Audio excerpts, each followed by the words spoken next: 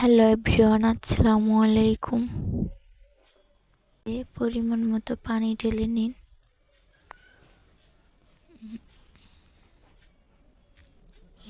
স্বাদ মতো লবণ, 1 টেবিল চামচ চিনি, 2 চা চামচ দুধ,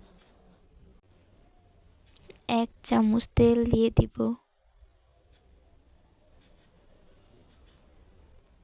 সব কিছু একত্রে ভালোভাবে ফুটে আসলে পরিমাণ মতো আটা দিয়ে দিব।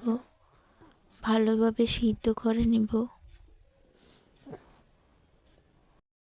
আটার ডো ঠান্ডা হলে পরোটা বানিয়ে এপাশ ওপাশ ছেঁকা হলে পাশ সামান্য তেল দিয়ে আবার এপাশ ওপাশ উল্টে ভেজে নিব।